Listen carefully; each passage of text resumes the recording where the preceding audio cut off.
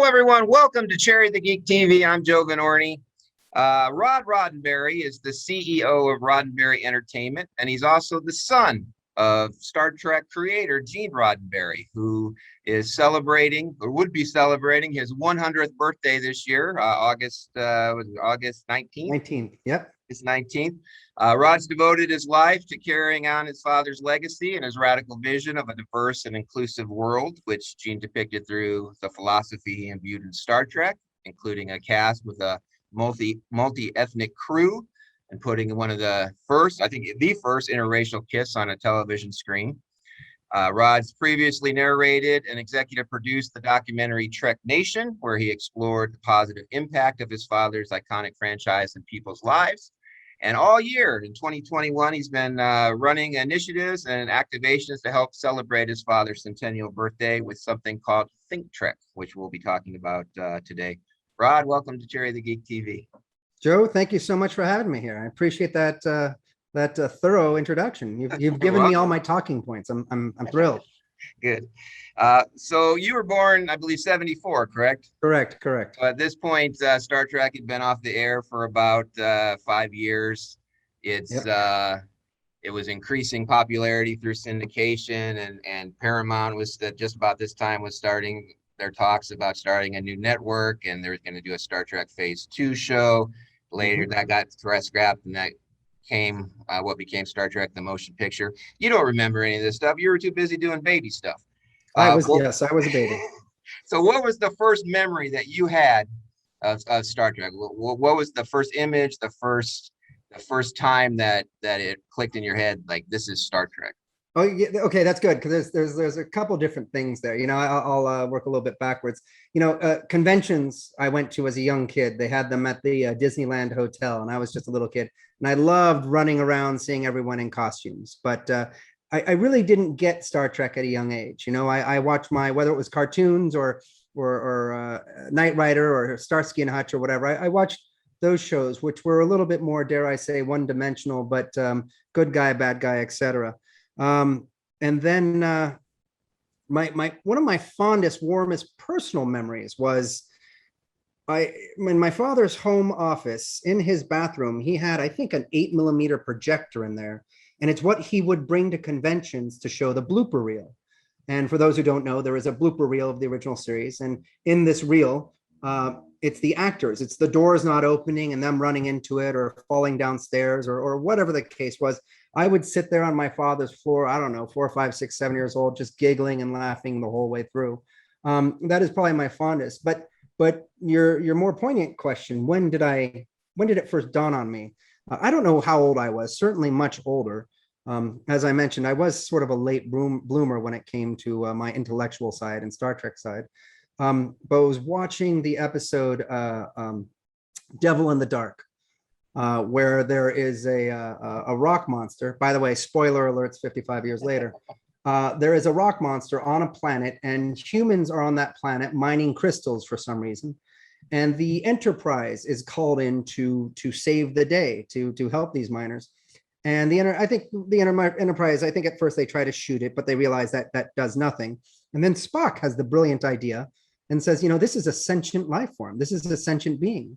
Let's see if we can communicate with it. And so Spock does his mind meld, and we learn that this rock monster, it's a mother protecting its young. The crystals that we are mining are its eggs. It is doing what any mother would do.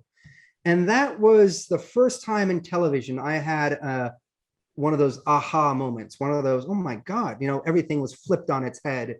And it blew me away that television could do this.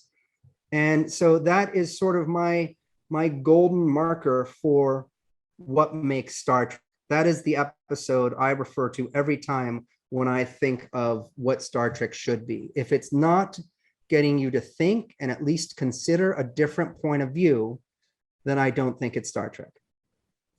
So your dad passed away, I believe, 91? Or 1981, yep. Yeah, it's short. He got to see Star Trek 6, The Undiscovered Country, correct? I don't know which one he did get to see and did not get to see. I actually don't recall which one that was. I think it was close to. I think I read that he did get to see that, and it was shortly thereafter where he passed. At this point, Star Trek: The Next Generation, I believe, was 4 or 5 years into its run. Yes, I think So a fifth season, I believe. so Yeah. your dad got to see that blossom and be successful. He didn't get to see seventh season where Star Trek: Next Generation gets nominated for an Emmy for Best Drama Series. He didn't Yeah. get to see Star Trek: Deep Space Nine. He didn't get to see Voyager. He didn't get to see Enterprise. He didn't get to see the original characters get rebooted Yeah. in a new With film JJ's. series. Yeah. And now he didn't get there's a streaming service where there's four to five Star Trek shows in production currently, where Wow. all year round there's going to be some incarnation of Star Trek. What do you think he would have thought? Do you think at the time that he was just thinking, well, I have the original series, I have the Next Generation, and that was going to be it, or do you think he knew that it was going to go on, and 60 years later, So it would be I, more I'm popular than ever? I'm glad you asked that. My father used to do this fun thing at conventions, and he didn't go to many, but he would come out on stage and he would fold his arms, and with a smirk, he'd kind of look across the entire audience and say, "Yep, just the way I planned it." And that was sort of his humble way of saying, how the hell did this happen? Because remember, the original series was a bust. It was canceled. Each year was a struggle.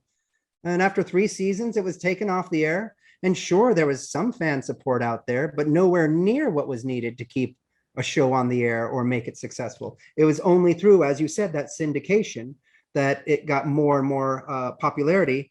And it was the young people. It was during the era of Vietnam. It was when we wanted and needed a brighter future, where the social injustices were through the roof. It had a lot to say back then, and sadly, it still has a lot to say today. Um, but I think you know, he got to have his second chance. And I mean that in the sense that it was canceled, but he was vindicated by the fans. And it doesn't have to be about vindication. I'm just saying, I know it was incredibly difficult to walk away from Star Trek because that was truly something new and different. He grew up reading sci-fi. He loved all the great authors. He read them voraciously. And this was his way of getting it out there and sharing his points of view. For it to grow like it did and then become successful, so successful that the studio said, you know what, let's make a new series. And we'll have Gene Roddenberry do it. I think that was as much success as he ever thought he could ever have, or the series could ever have. Today, I think he would just be knocked down. I mean, he would not even understand how it has become so successful, but I think he'd be very proud. So you've spent your life carrying on his legacy, pushing forward his philosophies, the positive philosophies that he put into Star Trek. You created all year long to celebrate his centennial year. You've been doing initiatives, something called Think Trek. Yeah. It has different components to it. There's a talk trek, there's a see trek, there's a be trek, there's a make trek. Give everybody a sense of what Think Trek is and the different things that you've been doing throughout the year. Sure. Well, first of all, none of this is obviously single-handedly, and I do what I hope. I think I've heard other relatively intelligent people say, I've surrounded myself with people who are far more intelligent and hardworking than I am. So that's how these things are growing and being successful.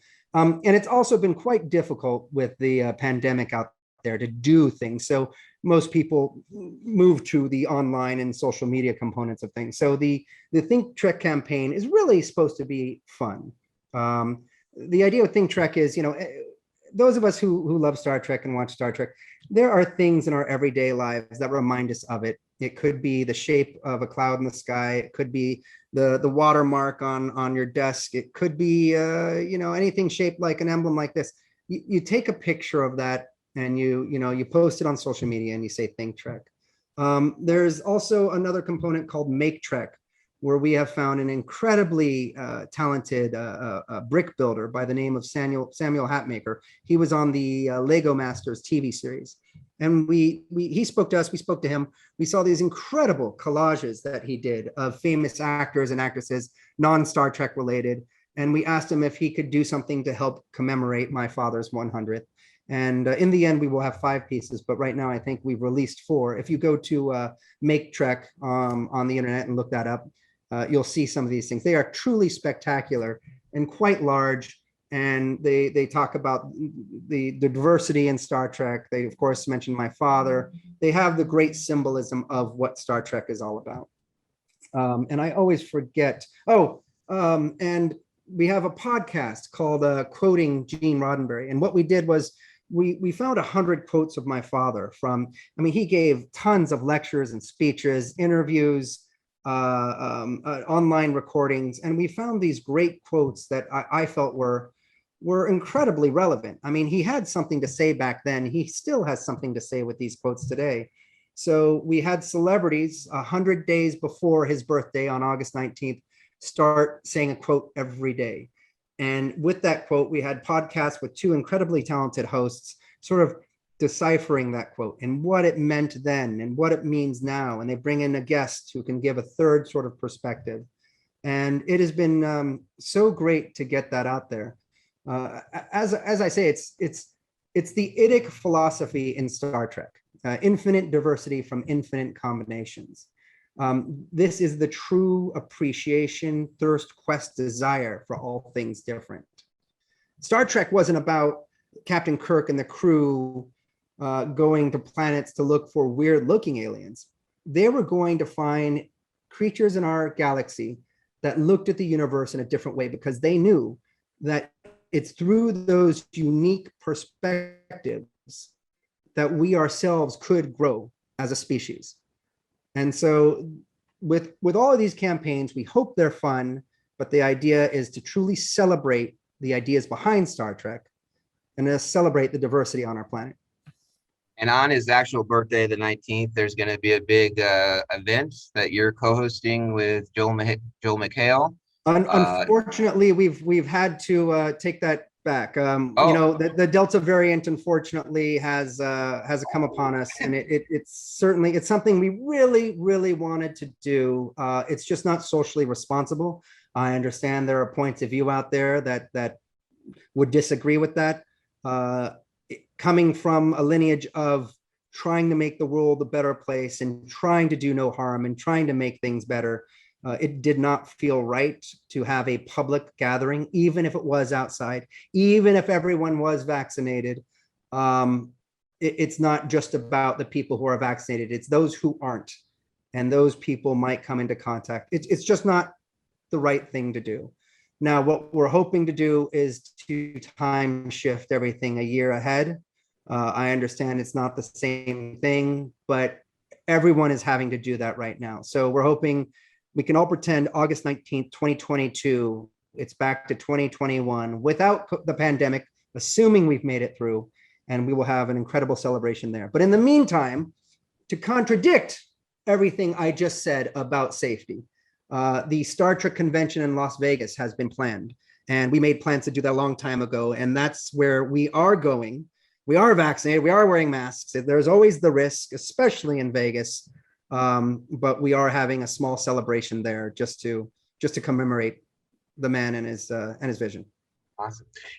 Before we let you go, I wanted to talk about a couple of criticisms that some people are making about the modern era of Trek. I wanted to get your take on it, because I don't think they're valid criticisms, but I wanted to get your take on it. So your dad's vision of the original Star Trek was a positive outlook of the future. Everybody on Earth's getting along. The countries are all getting along. We're not separated by borders. Where we're all unified humanity, human race going out there and becoming better humans. Sure. The new iteration of Star Trek, there's been criticism from some people saying that there's a darkness to it, that there's that the Federation and the Starfleet, Picard has turned his back on the Federation, and there's sinister forces working within Starfleet on Discovery. I think those are valid concerns, because this original invalid, I should say, because the original Star Trek set in the 60s, that was a positive time. We were coming out of the Kennedy administration. People were looking to the future and a positive outlook.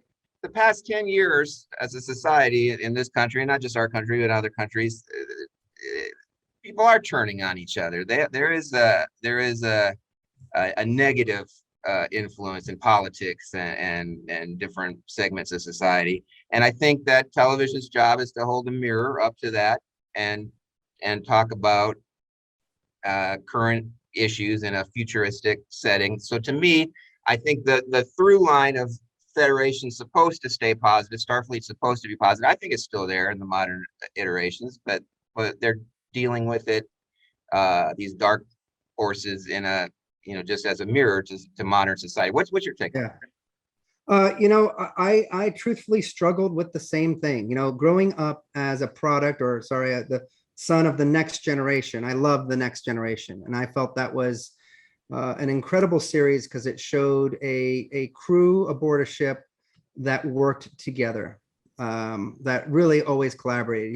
The idea of a captain or a leader who puts people in place around him or her and truly values and respects their opinions. In fact, knows that it is necessary to have them because a captain doesn't have all the answers. That is true leadership. And I loved that. Now to come up with some new shows, and even the next generation at times went into insurrection inside Starfleet and the Federation. And I don't like that, because I do like when Star Trek shows who we could be one day. Now, some people like it because it does sometimes show who we are today. You can identify with a character that has made a mistake and behaved callously or poorly, but then has learned from that mistake and made amends. That is also, as you said, that is the reflection side of things. So that is also a very effective version of Star Trek. But I am also one of the ones who does like seeing ourselves as better and more intellectually and emotionally evolved. I don't think they're wrong. I don't think they're right. I'm not trying to play the middle of the road here. I have struggled with that as well. My preference is to see that better future where humanity is working and collaborating together, and there isn't some sinister plot within the depths of Starfleet trying to destroy the world. We've done a lot of that. I think we can do other things. I also understand that writing for Star Trek can be, or any show for that matter, incredibly difficult. You need to walk the line of keeping people entertained with action. You need to keep the character engaging with great writing and storytelling. And then for Star Trek, as far as I'm concerned, you need to leave the audience at the very least at the end saying, I never actually thought about it from that point of view, but that's a good point. Let's geek out and talk about why the character who we thought was the bad guy really wasn't the bad guy in the end. For them to get all of that in there is quite a challenge. And I think progressively, if you've watched Discovery, because we started with Discovery, and I found the first season to be a little darker. But I always loved Michael Burnham always being the light within that darkness. And up through season three, I think they hit it out of the park. I didn't like them being in a future, spoiler alert, where the Federation had been annihilated. But once you learn how and why, it's less sad, because it's sad to think that way, that the Federation's gone. But for them to truly want to bring the Federation and its ideals back to life, and to be fighting and sacrificing to do that against all odds, I give the entire production team so much credit, and acting team and everyone. Third season of Discovery knocked it out of the park in terms of that, and I love it. I use that exact phrase after I finished season 3. I said this was a home run season. This was the best single iteration full season of Star Trek in 20 years. I think they were fired on all cylinders. I think every single episode was a home run. It was great season. The other thing I wanted to ask you about that I hear, and this drives me crazy, it's infuriating. You'll see people comment on social media. They'll say, I've been a lifelong Star Trek fan for decades, and I'm never watching again because Star Trek is woke. And I hate that word. I hate when they use it that way. Star Trek's woke. Yeah. And because when people try to use woke in a negative context, they're saying, hey, I don't like inclusivity. They don't like the gay characters. They don't like that there's a Black female captain. It's woke. And when they say that, I go, if you've been a lifelong Star Trek fan, what show were you watching? Because Star Trek's always been about inclusivity and including everybody. What's your take when you see people say that? Does that drive you mad like it does me? I assume a lot of those criticisms revolve around the gay characters and well, I guess LGBTQX communities. And I'm sorry, I don't know the entire thing. So I would say they didn't get to do that in the original series Next Generation. They tried to a little bit, and I think, was it Deep Space Nine, by having two female characters in love. But it was really difficult at the time to get that through censors. And to be honest, they knew that it might upset a bit of their audience. And I don't like that, because I think, to hell with the audience that gets upset, that should be in there. Star Trek is about that future. Someone said to my father once, why don't you have any gay characters in Star Trek? And this was back in the Next Generation days. And at the time, I thought it was somewhat of a cop-out answer, and it was, but it was also beautiful. My father said, what do you mean? There's tons of gay characters in Star Trek. Hell, half the Enterprise is filled with gay characters. It's just not a thing in the future. You don't have to walk around with the stereotype. You don't have to wear a rainbow flag. The stereotype, you don't have to skip down the hallway. You don't have to over accentuate being gay, because it's not an issue. No one cares that you are or that you aren't.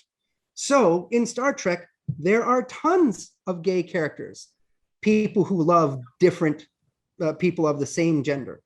And I think that's beautiful. Now, Star Trek also has the duty and obligation, in my opinion, to comment on society and social issues.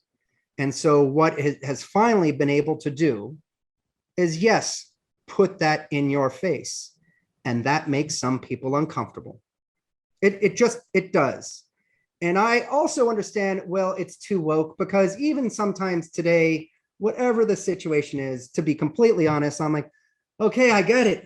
Yes, we need to be more socially accepted. I understand some of the, it feels like too much, but that's because it's still an issue.